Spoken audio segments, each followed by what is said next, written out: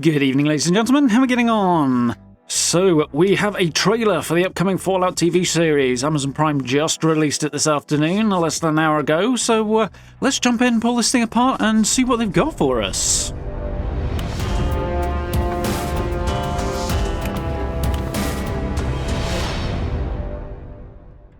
Okay, so yeah, we have a trailer for the upcoming Fallout TV show. I have some mixed feelings here. The initial screenshots that we saw early in the week look pretty cool. If you want to check out that video, I'll link it somewhere up here for you. But yeah, that looks quite cool. There's definitely some really cool stuff in here. There's a couple of bits that make me a little less sure, but we'll get to those in time. But visually, it looks pretty interesting, and I'm really pleased to see the trailer. So we're going to dive in, pull this apart. Obviously, there will be a few spoilers, mostly on the light end, occasionally getting a little bit more intense as we go on, so bear that in mind going in, and let's have a crack at this thing. Okay, so opening shot, we have a corridor inside Vault 33, so this we know is Lucy, the main character's home vault. She is a vault dweller, not particularly surprising in the Fallout series. Very cool, and very, very much capturing the feel of the vaults in particularly Fallout 4 though, which is really cool. I should say as we go on here, I'm going to do this without the sound, as YouTube's copyright system, even when appropriate, doesn't manage the audio side of things very well. So yeah, link down below if you want to see the whole thing yourself, of course. So yeah, definitely quite cool. Let's roll on a little.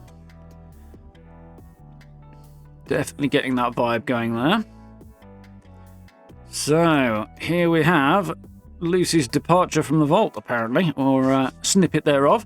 Vault door looks about right. Colours are maybe a little too bold, but there's a couple of issues I have there, where the colours are a little too bright on the vault tech stuff, but I think it's designed to emphasise the opposite and the difference between that and the rest of the world, which the game does quite a lot, or the games do quite a lot, but yeah, this was really kind of hammering that point home, maybe a tiny little bit too hard.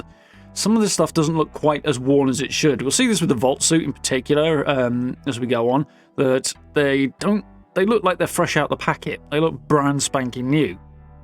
Same with Lucy's backpack here. And I feel like they should be a tiny bit more worn. The backpack maybe not, because she's been in the vault her whole life, so apparently, as far as we know, have the rest of her fellow vault dwellers, at least in Vault 33 anyway. So they wouldn't need a backpack is what I'm getting out there. So that being brand new makes sense, but the vault suit, well, they'd be wearing that day in, day out, so unless they just broke out a fresh one for her to leave with, which seems unlikely, then maybe they look a little bit too new and not quite worn in enough. That's just my initial reaction. The other cool thing here is we hear from the couple of lines of dialogue that are hinted at here that it seems they don't want her to leave. We've read from the Vanity Fair article that I covered in the video earlier in the week that there's some kind of MacGuffin that they're looking for, some kind of artifact. Whether or not Lucy leaves specifically to find that, or she leaves for some other reason and stumbles into that journey, we'll have to see, but the second one seems more likely right now, just because the people she's with here, or at least this small fellow here, seems to be not keen on her leaving. And we'll see some shots in a minute where it looks like her father's not keen on that idea either, or not very happy about the turn of events. There's definitely a vibe of, if you leave, you can't come back. A little Vault 101 going on there, which is interesting, which is obviously, for the sake of the story, going to go ahead and do that anyway. So there we go. Definitely capturing that blinded by the light outside vibe. Perhaps a little, I don't know. The lighting style's a bit weird there for me. There we go. All hell breaking loose out there, or the remnants of all hell breaking loose. So this definitely gets that outside the vault vibe. It's really cool bit of set design, that backdrop on the vault there. Definitely like that. I'm curious how they've done this, because these look like big substantial concrete steps, so whoever's built those, or they've found those in the world somewhere, I'm guessing they've been built by a production crew. Very good job done on that. Looks straight out of the game, so yeah, nicely. Echoes in particular, I think, Vault 76 a little bit, because that's, upper cliffside and very, very visible entrance, whereas some of them are a bit more concealed. This one, obviously not. But quite cool nonetheless. Lots of skulls and things knocking around. That looks like, oh, that's bone, isn't it? My first thought was this is some kind of pan or something. We know with a lot of vaults, people tried to get in after the doors were closed because not everybody made it inside, and looks like the evidence of their failure is kicking around here. Although this is, of course, 200 years after the bombs dropped, so we can probably assume here that everybody from the vault that we're going to see was born and raised inside a vault.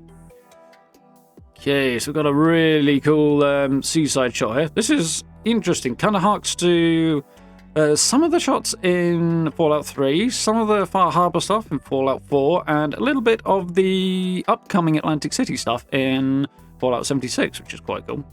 Definitely got that wasteland vibe, abandoned, destroyed, fallen into a ruined seaside town. It's cool. This has got a really good lighting effect. I mean, the sun's, what are we on? Sun's going down, I guess, into the ocean now, because this is supposed to be the west coast, so that must be the Pacific. Get there eventually, eh?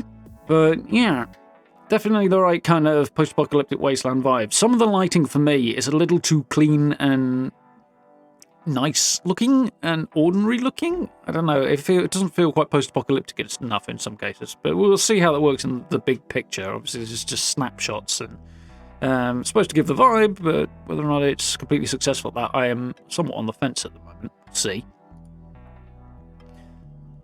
that definitely looks like a post-apocalyptic ruin and a scary-ass place to walk through when you know what's out there and stuff could be jumping out. So we've got just destroyed stuff anyway.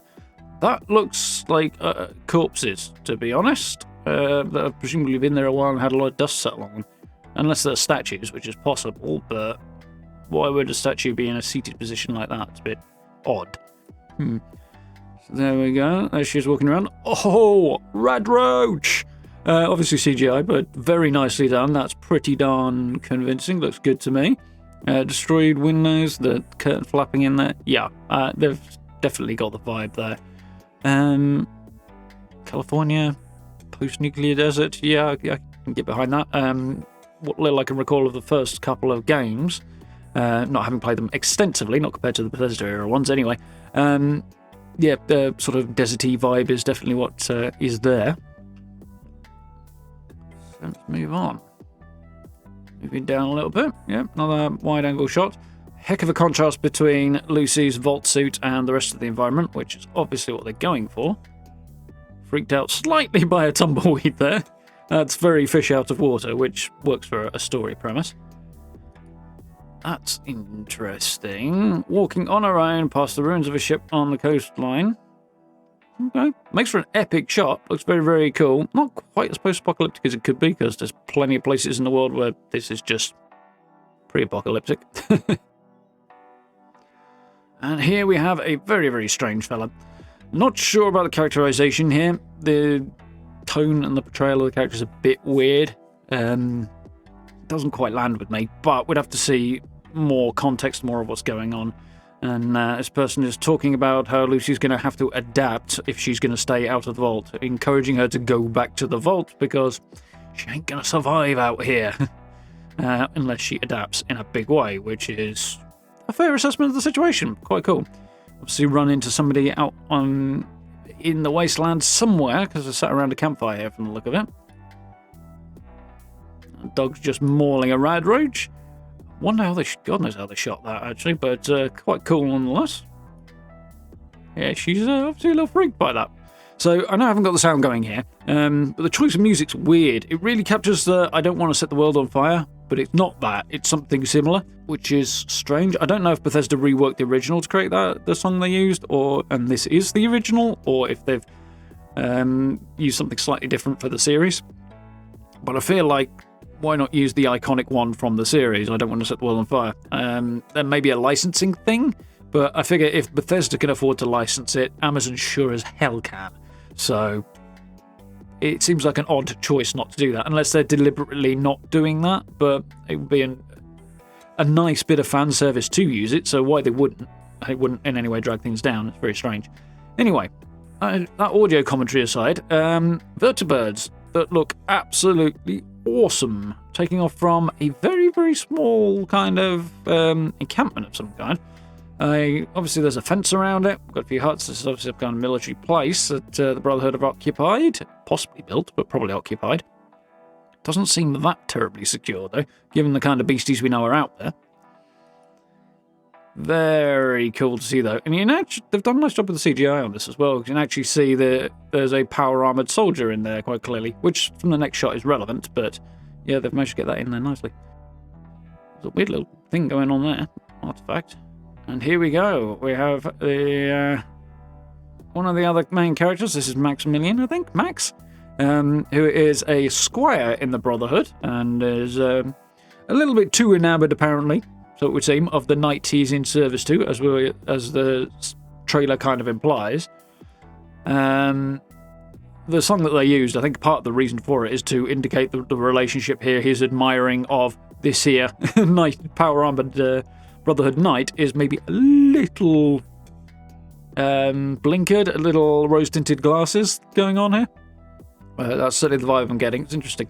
They've done an amazing job on the power armor. Look at the hands in particular. Like the fact he sat there in the back was just hilarious and really catching the contrast of hellscape and humour that Fallout does quite well. So I really like that about it. The hands in particular, one of the big things with the Fallout 4 and onward power armor is it's an exoskeleton with armor pieces bolted onto it, and the hands are part of the exoskeleton, or the frame rather. And they're mechanical rather than actually being the hands of the person inside. They've really captured that mechanical hand vibe very, very well, which informs actually a large amount of the design philosophy from Fallout 4 onward, which is very, very cool. A T60 looking fire. I do like T60. Very cool. Ooh, slight little glitchiness there. Let's jump back a little bit. Just see if we can't run that on a little bit better. Let's go from there. Yeah. I mean, not exactly much of a view when you're flying over a desert like that, but, And we got, a doggo with a severed hand in its mouth. Yeah, we're going German Shepherd here. We're going something German Shepherd adjacent, I think. Very short-haired German Shepherd, if it is one. But yeah. I wonder if it will be dog meat. Dog meat does crop up multiple occasions. I would assume the official dog meat, the canon one, is still alive and in the Commonwealth at this point, as it's only 9 years after... I don't know. It's 9 years after the events of Fallout 4, so... It could actually be a new generation of dog meat, but it's on the other side of the country. Who knows? Still. Definitely harking back to that, and dogs in the wasteland are a big thing. Whether or not this is a wild one or somebody's trained pet that is doing something quite nasty, let's move on, because there's a severed hand there, and it's not great to stare at. So we've seen this one before. This shot in particular actually got leaked quite a while ago now, back at the end of the summer, and obviously has come out again for this particular trailer. It's a bunch of Brotherhood knights marching along in power armor. Looking really cool. Looking surprisingly comfortable in power armor. We saw in the Vanity Fair piece the proportions going on and just how much bigger than an ordinary person a power armored individual is. They're wearing massive suit of armor on a huge frame, so yeah. But they're kind of walking like they're comfortable in it, which just suggests that they are experienced, and it's really well designed, because, yeah. Otherwise it just wouldn't work that well, would it? So this is interesting.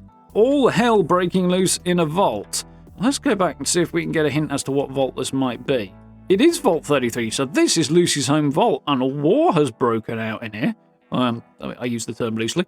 But the dwellers have gone seemingly bananas and are fighting each other, which is interesting. Maybe Lucy's departure set something off, which is kind of implied is what happens or could happen, or the Overseer is terrified of happening in Fallout 3 when you depart the vault there.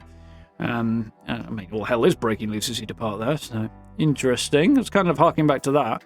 The style is very, very Fallout 4, Fallout 76, particularly 76. This reminds me heavily of Vault 76's atrium. The multiple tiers and the grassy area inside, stuff like that. But very, very cool. Captures the vibe. A lot of Vault dwellers just hanging out. The contrast between... I get the contrast between the really clean, bold colours inside the vault that are protected from being bleached by the sunlight and the opposite outside. It's a little too full on, I think. It's a little too saturated, in my opinion here. But there we go. Guy looks like he might be on some psycho there. So here we have a shot that we saw earlier in the week. This is Lucy arriving in Philly, which is clearly a small shanty town on the edge of, I assume it's supposed to be Los Angeles at the back, given the general setting. Very, very cool design. Obviously, this is harking back to the design, in particular, of Diamond City, but also Megaton as well, from Fallout 3. Some really, really cool work there. Really awesome to see bits of planes being used, and the supply sign there is very, very reminiscent of some of the stuff in the games, as is all this piping, actually. It's really cool. They've done an amazing job on that. Pity the place is about to get shot up, really. By the ghoul. I think a lot of people have been keen to see how this goes. There's been a little bit of conversation about how he looks. This ghoul, Walton Goggins' character, in that he is much less... The rotting skin and the destroyed skin and everything that is prevalent in ghouls is much less pronounced here. I did touch on this in the last video, but the reason for it is they want to be able to see the actor's face under the prosthetic. So, you actually keep the performance. So this is the practicality of live action versus video game, right? You can't really... well, they're trying to have their cake and eat it. There's only so far you can go with that. And I think it works. I'm okay with that. I think like a lot of people, I would like to see even more emphasis on the destroyed, rotting flesh of a ghoul, but from a practical sense, I can live with the halfway house bit. And I think he's going to be a bit of a nutter. Ooh, hang on, let's go back to that previous one, because we've obviously got some survivors here, some very... take the concept of stereotyped redneck in media and blow it about... turn the dial up to 11 and blow it out of all crazy proportion, and we're getting the vibe that seems to be going on here just from these couple of shots. There's a lot more kind of Western-esque town back there. Don't know if it's abandoned in use or whatever, and these guys live on the edge or not. By virtue of the fact that she's coming up here from that direction, Lucy. Some cool destroyed cars there. I'm guessing either they have something she specifically needs, be it information or an item or something, or there is nobody in town and this is the only people living in it. But that's not quite ghoulified, but might be nicer if there were. And we got our ghoul going nuts in what would appear to be Philly here. Ooh. Yeah, blood and guts everywhere and shooting. He seems to be a reasonable badass, that fella. Standing in the middle, shooting up town and not getting shot. That's very plot armor, but fun. So here's interesting, because we have another scene in another vault, and this one I am almost certain is not Vault 33. This won't be Lucy's home vault, because the overseer of Vault 33, we already know, is played by Carl McLachlan, and that is Lucy's father, and this is not him, in short. I can't remember... I've seen this actor in quite a lot of things, and he's very good at his weird comedy, which suits Fallout very well. And he's definitely going for this here. So there's Lucy close up, looking still surprisingly clean cut, considering she's obviously, if she's in another vault, she must have been out in the wasteland for a while. You'd think she'd be a bit grubbier, but okay. Context, maybe it's explained a bit clearer. But yeah, you'd think her vault suit would have picked up some dirt and stuff, and maybe, smudges on the face or something. But maybe they gave her a shower or something. So yeah, definitely not the same guy. Interestingly, he's a Cyclops. So my guess is this vault has been open for some time and something has gone wrong and people have started to mutate. It'll be interesting to see what the backstory is here. But she's come into it, obviously, because it's not a home vault. And we've got this chap here who would appear to be the overseer of the vault with the big window there. You look through the window in the background, you can see the atrium, and it's fairly normal for the overseer's office to overlook the atrium. So, and as he's behind the desk, we can assume it's his office, probably. So yeah, looks like something went horribly wrong at some stage anyway. Quite cool. It'll be interesting to see how that pans out. I wonder what that was like to... they might have done the eye and stuff in post rather than with prosthetics, which would explain how he could possibly see. The actor, I mean. Otherwise, yeah, he'll just have to be working blind, I guess. Which I suppose could be done, potentially, if he knows where she's going to be and stuff. But yeah, interesting. There's a good joke there. We have a turret going off and shooting up a scientist of some kind. This kind of goes quite quickly here. We've got a few interesting shots. So we've got very, very Fallout turret defending something with "Please remain calm" sign on it. Please remain calm while you get machine gunned. Yeah, that's quite cool. I didn't really see this before in too much detail, but because it whips by quite quickly. which is cool. Some scientist in what looks like some kind of abandoned military facility, looking at the structure here. Around about sunset with the dog. Doctor, maybe? Looks like a doctor's bag. There is the dog, presumably the same dog we saw earlier, so apparently not a wild one. We have a Mr. Handy pushing Lucy, possibly? Along on a gurney there? Hard to say if that's there or not, without that much detail, but the Mr. Handy looks very, very cool. Don't know if this is something they've created in live-action form and somehow suspended or something, or it's added in post. Either is a possibility. Bethesda have a life-size Mr. Handy in their offices, so BGS. So, tough to say. So here we have Carl McLachlan, as previously mentioned, the overseer of Vault 33 and Lucy's father, looking at her through a piece of glass and not looking very, very happy. So I'm going to go ahead and mention this earlier, but this looks like she ain't coming back home. Or something else is going on, possibly, but yeah, certainly emphasising the fact she's left has created a barrier between them, I think, there. Which is interesting. He also looks like a fellow who might just be about to sacrifice himself to save his daughter, looking at his expression, so who knows. We'll see how that pans out. Jump outside. Here we have Max again, our Brotherhood squire. I was going to say scribe there, but it's a different thing. Looking pretty badass. That's a nice costume, actually, there. Looks cool. If this were a game, I'd be after getting that. Lots of explosions. He's having a rough time of it. And we have his Brotherhood mentor knight fellow getting mauled by a Yaogwai, which I have certain questions about, because the Yaogwai appears to be one with the ground here. There we go. Not here. Big, horrible, mutated bear covered in pustules and stuff. Yeah, cool to see some of the creatures from the game in this trailer as antagonists. No Deathclaws, but I wonder if we'll see Deathclaws. We have got Yaogwai. Very, very cool. It's not going so well for this fellow. At least the thing is only biting onto his armour, though, so definitely survivable situation so far. And he's not dead either, because his arms are waving around. So we get some interesting creatures and stuff. We've got somebody legging it there with carrying a bunch of stuff. I want presumably running for this. Interesting. And a really weird-looking monstrosity with a horrible mouth. We've sort of had it hinted in the Vanity Fair article earlier in the week that new sorts of creatures will be shown. That makes sense. That definitely looks like the sort of thing you might encounter mutated in the wasteland. Obviously, this is trying to make stills out of moving images, which is easier said than done. Definitely a creepy, disgusting mouth that I would rather not end up inside, thank you. So this is quite a fun one. It's somebody with what would appear to be a Sten submachine gun and a fork in their eye. A vault dweller. From the look of it, possibly in a vault when everything's going to hell. I'm guessing this is some of the residents of 33 again. Massive shot there of the airship that is not the Prydwen, it's something else that I've forgotten the name of. I do know, incidentally, the name of the ship that I can't remember because it's in Welsh is actually supposed to be tied to the name of the Prydwen. It's a dangerous area of water that Arthur's ship, which I believe the Prydwen was called the Prydwen, in at least one version of the Arthurian legends, sailed through and possibly got wrecked in. Something to that effect. So it's all tied in together with Arthurian legend, which is quite cool for the origin of those names. And this is drawn from the same thing.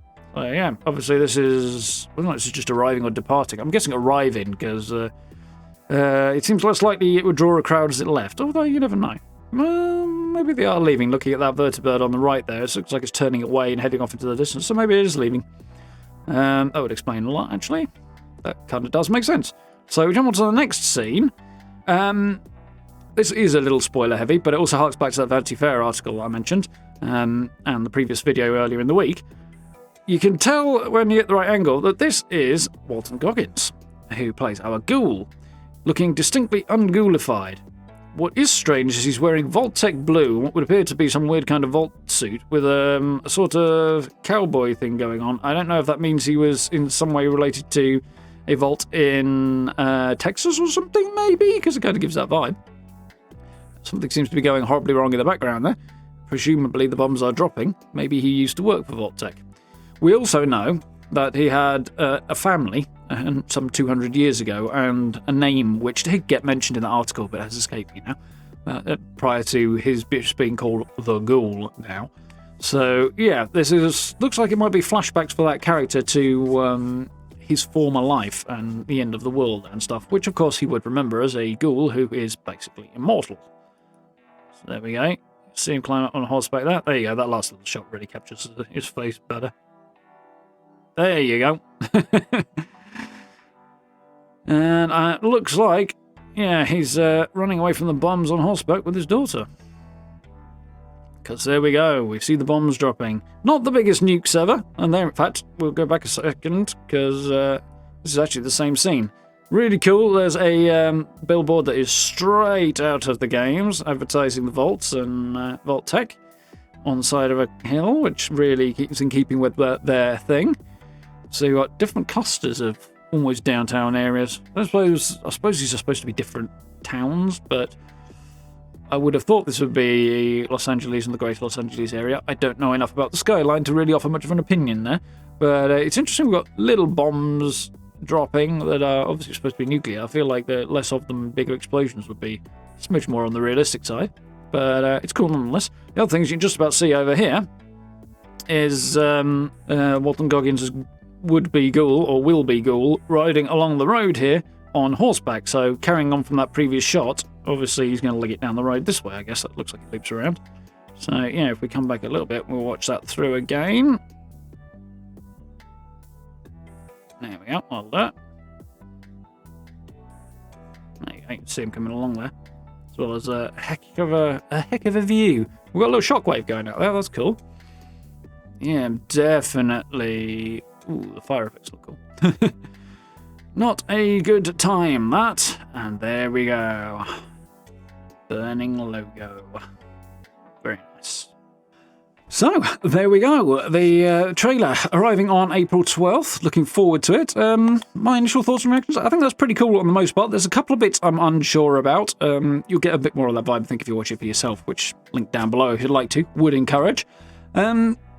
The contrast in colour, particularly between the hyper-saturated Vault stuff and the obviously less saturated and more yellows and browns and muted wasteland, I get. I think it's a little overdone, not a little unsubtle, you know. I feel like the Vault stuff is a bit too saturated. A lot of the Vault stuff is weirdly too clean as well. Like, Vault suits that should be lived in don't look very lived in, that sort of thing. Maybe it'll be explained a little bit better in the series. That's the price to play for this being a trailer. That's not particularly unusual, so that's possible. There's a couple of little bits of the acting I'm not entirely convinced by, but again, I'm not going to form too hard of a judgment until I see a larger context and things. So, yeah, and the sound design generally is good. The music used in this trailer, it certainly facilitates a joke and conveys some information, but it also kind of misses an opportunity for a cool hark back to Fallout 3. So, mixed feelings, but I kind of get why they did what they did, I think. Yeah, looking forward to this. Cautiously optimistic, unsure about a couple of things. There have been some debates on how well it's going to stick to the existing lore, especially in light of the fact that Todd Howard has said that the series will be a new canon story. I suspect the issues with the explanations of stuff that are troubling people, or seem to be troubling people, as in explanation of the Brotherhood in particular, and that doesn't seem to line up with their history and their areas of interest and stuff and their nature.